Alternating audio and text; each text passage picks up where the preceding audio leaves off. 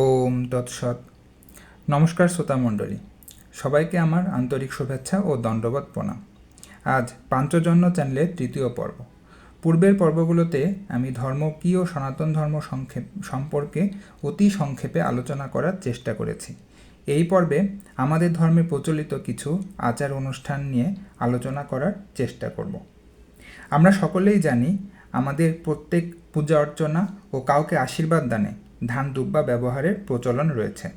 ধান দুব্বা পূজাতে যেমন অত্যাবশ্যক, আশীর্বাদ দানেও অপরিহার্য একটি উপাচার। সাধারণভাবে খুব ব্যাকডেটেড একটি আচার মনে হলেও এর পেছনে অতি উচ্চ দর্শন রয়েছে। প্রথমেই আসি দুব্বা ঘাস নিয়ে। খেয়াল করে দেখবেন, দুব্বা ঘাস খুব নমনীয়।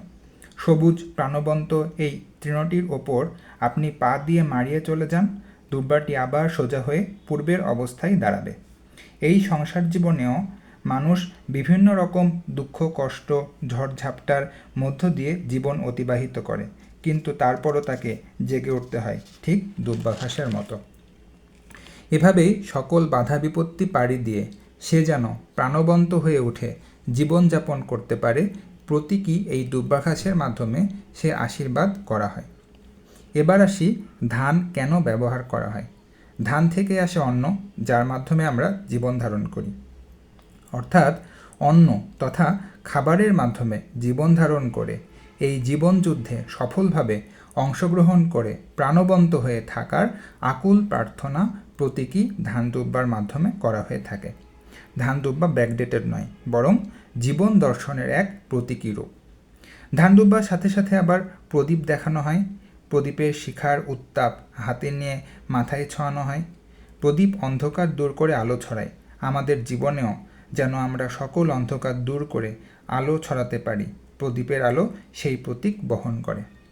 এবার আসি পূজা পার্বণে ব্যবহৃত খই, মুরকি, নাড়ু নিয়ে।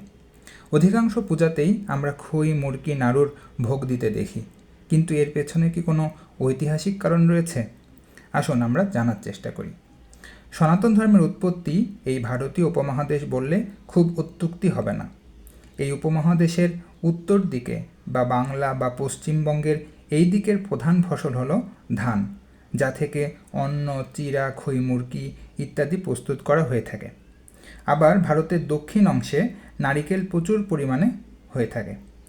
নাড়ুর প্রধান উপাদানই হলো নারকেল। আপনারা হয়তো জেনে থাকবেন, প্রাচীন ভারতে দ্রাবিড়রা ছিল প্রধান অনার্য গোষ্ঠী। সনাতন ধর্ম আর্যদের সাথে অনার্যদের মেলবন্ধন ঘটিয়েছে, আর তাদের এই একতার অংশ হিসেবেই উত্তর দক্ষিণে আর্য অনার্যের ঐক্যের প্রতীক হিসেবে পূজা পার্বণে খই, মুরকি, নাড়ুর একসাথে ভোগ নিবেদনের ব্যবস্থা করা হয়েছে। ডক্টর মহানামব্রত ব্রহ্মচারী তার ঈশ্বর আছেন, ঈশ্বর নেই বইতে বলেছেন, এক ঋষি রাস্তা দিয়ে হেঁটে যাচ্ছিলেন। হঠাৎ তিনি দেখলেন একদল লোক একটি গাছের পূজা করছে।